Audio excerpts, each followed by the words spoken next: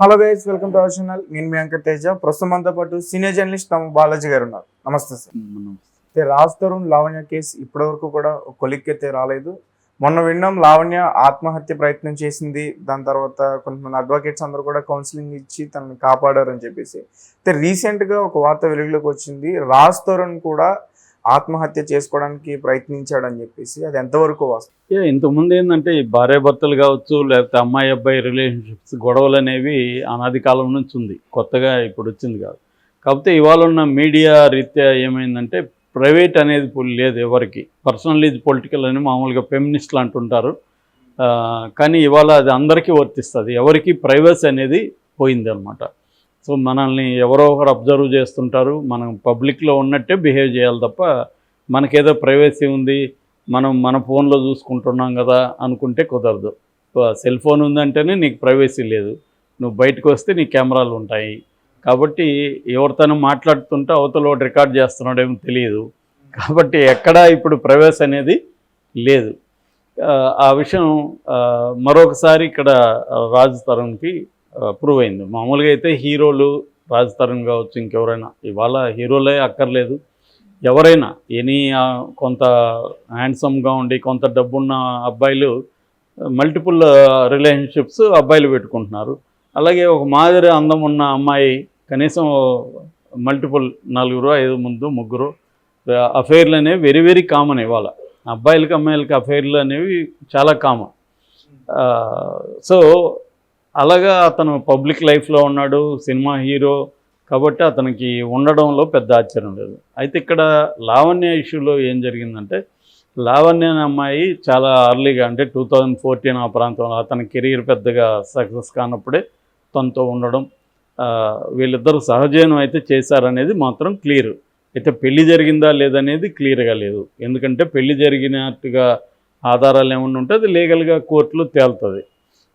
సహజీవనం చేసినా కూడా పెళ్లితో ఈక్వలెంట్ అనేది సుప్రీంకోర్టు చెప్పాయి. సో ఫామ్ ఇక్కడ ఇంపార్టెంట్ కాదు, పెళ్ళి కాదు. వీళ్ళిద్దరూ అయితే కలిసి కొంతకాలం ఉన్నారు. ఉన్న తర్వాత మనకి అర్థమైంది ఏంటంటే, ఏదో మొత్తానికి ఇద్దరి మధ్య ఇబ్బందులు వచ్చి అతను బ్రేకప్ చెప్పాడు. ఈ అమ్మాయి బ్రేకప్ చెప్పలేదు. ఈ అమ్మాయికి అతనికి కావాలి, కానీ అతనికి ఈ అమ్మాయి అవసరం లేదు. కారణాలు ఏవనేది పక్కన పెడదాం, అవసరం లేదు. బ్రేకప్ చెప్పాడు. బ్రేకప్ చెప్పినప్పుడు అతనికి వేరే అమ్మాయిలతో అఫైర్లు ఉండొచ్చు, అది వాళ్ళ ఇష్టం. అతను 10 మందితో పెట్టుకుంటే ఆ 10 మంది అమ్మాయిలు ఇష్టం తప్ప మనకేం సంబంధం లేదు, వేరే వాళ్ళకేం సంబంధం లేదు. అది అతని ఇష్టం. వాళ్ళు కాన్సెంటింగ్ అడల్ట్స్ అనే వాళ్ళ మధ్య సెక్స్ అనేది నేరం కాదని సుప్రీంకోర్టు అనేకసార్లు చెప్పింది. అంటే ఇద్దరు అడల్ట్స్గా ఉన్నప్పుడు ఒక అబ్బాయి అమ్మాయి కావచ్చు, అబ్బాయే కావచ్చు, అమ్మాయి కావచ్చు, అంటే సేమ్ జెండర్ కావచ్చు, హెటరో కావచ్చు, ఎలాగైనా. సో ఇద్దరు వ్యక్తుల మధ్య కాన్సెంటింగ్ అడల్ట్స్ అని అందుకన్నారు, మగ ఆడని కూడా అనలేదు. కాన్సెంటింగ్ అడల్ట్స్ మధ్య ఈ లైంగిక సంబంధం అనేది నేరం కాదు. సో అలాగా అమ్మాయి ఇప్పుడు ఈ అమ్మాయి ఏంటంటే లీగల్గా ఫైట్ చేయాలి. మామూలుగా అయితే ఆ అమ్మాయికి న్యాయం ఎప్పుడు జరుగుతుంది?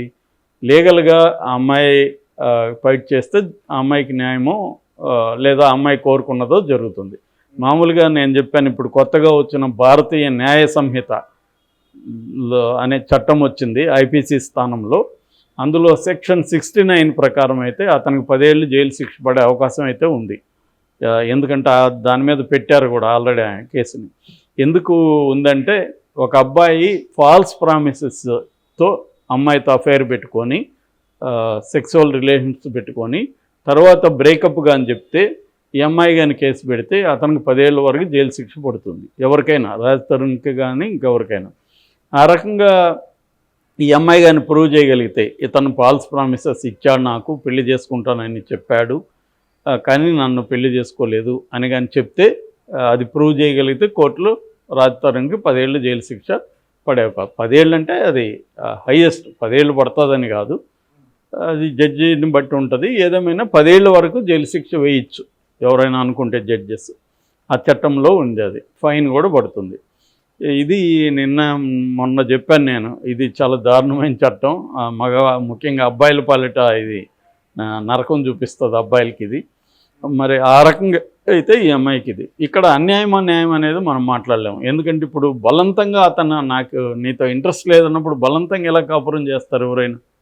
అతనికి ఈ అమ్మాయి పట్ల ఇంట్రెస్ట్ లేదు. ఇంట్రెస్ట్ లేనప్పుడు విడాకులు అడిగాడు. విడాకులు అడిగినప్పుడు ఈ అమ్మాయి నాతో నువ్వు బలవంతంగా కాపురం చేయని కొట్లాడితే ఏం లాభం? అది ఈ అమ్మాయికి కూడా ఏమీ ఉపయోగం లేదు కదా. సో అది కనిపిస్తుంది. అతను వద్దు మొర్రో అంటుంటే నువ్వు నాకు రాజతరుణే కావాలి లేకపోతే నేను చచ్చిపోతానని సమాజాన్ని కూడా అమ్మాయి బ్లాక్మెయిల్ చేస్తుంది. అంటే మీరందరూ వచ్చి నన్ను ఏదో చేసి రాజతరుణ్ తెచ్చేవండి, ఏదో నా బొమ్మ మిస్ అయితే దాన్ని తెచ్చేయండి అన్నట్టుగా ఉంది. కాబట్టి అమ్మాయిలో కూడా మెచ్యూరిటీ కనిపించట్లేదు మామూలుగా. ఇక అడ్వకేట్ ఒక ఆయన దిలీప్ శంకర, కళ్యాణ్ దిలీప్ శంకర, అతని మీద కూడా తీవ్ర విమర్శలు వచ్చాయి. అతను కావాలనే ఇది సెలబ్రిటీ కేసు కాబట్టి రంగంలో దిగాడు. మేము చాలామంది ఫ్రీగా చేయరా బాబు మా పేదవాళ్ళు అంటే అతను ఫోన్ కూడా తీయడు, మెసేజ్కి రిప్లై కూడా ఇయ్యడు, ఇక్కడేమో వచ్చి నీతులు మాట్లాడుతున్నాడు అని అంటారు. లాయర్ అన్నాక అతని వైపు నుంచి ఆలోచించినప్పుడు అతను తప్పేం లేదు. సెలబ్రిటీ కేసులు తీసుకుంటాడు, తప్పేముంటుంది. ఎందుకంటే అతను పాపులర్ కావాలి, అతను వృత్తిది. ఇప్పుడు ఎవరికైనా సెలబ్రిటీకి వైద్యం చేస్తే ఆ వైద్యుడు పేరు వస్తుంది. ఇప్పుడు వేణుస్వామి ఉన్నాడు, సెలబ్రిటీకి పూజ చేయగానే ఆయన మార్కెట్ డెవలప్ అవుతుంది. ఎవరైనా చేస్తారు. ఒక అడ్వకేట్గా ఆయన తప్పేం లేదు, ప్రొఫెషనల్గా తీసుకున్నప్పుడు ఆయన తప్పేం లేదు. కాకపోతే ఆయన బెదిరిస్తున్నాడు, ఆయన కూడా మీడియాలోకి వచ్చి ఎవరిని రాస్తారు, నువ్వు ఆ తెలివితేటలు చూపించద్దు, నాకు కానీ కాలిందంటే నేను అన్నీ వదిలేసి కూర్చుంటాను. కూర్చో ఏమవుతుంది? కాబట్టి ఇవన్నీ ఏంటంటే ఎవడో అమాయకులను బెదిరించినట్టుంది. అడ్వకేట్ కూర్చుంటే ఏమైపోతుంది? అన్నీ వదిలేసి మహా అయితే కేసు అవుతుంది, అరెస్ట్ అవుతాడు, బెయిల్ మీద బయటకు వస్తాడు.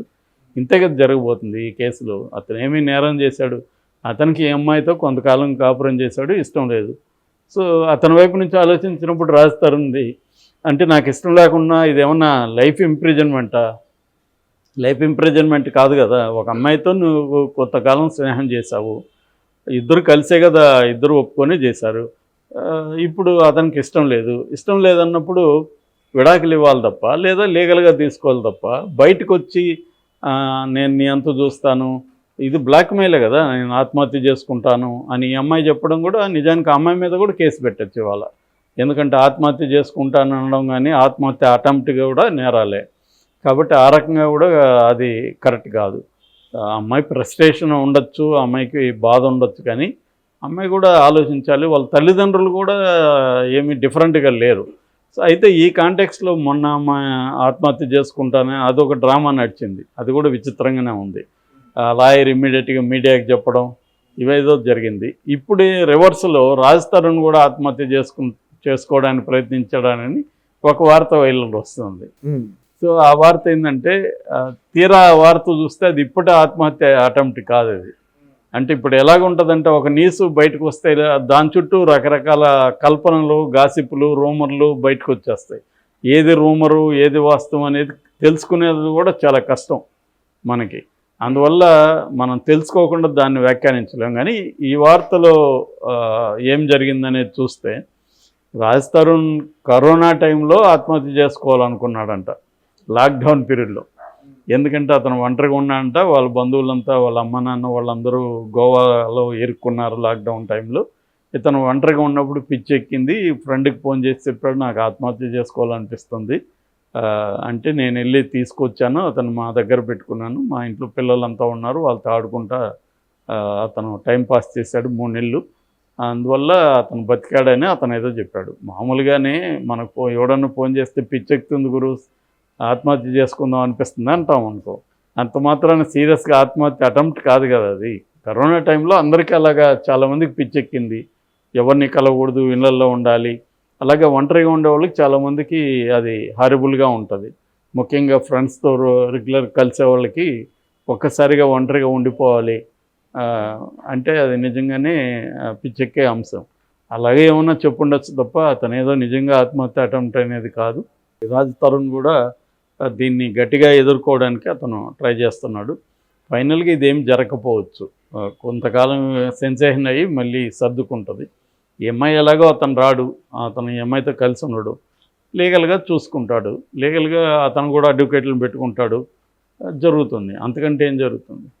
Okay sir, thank you so much.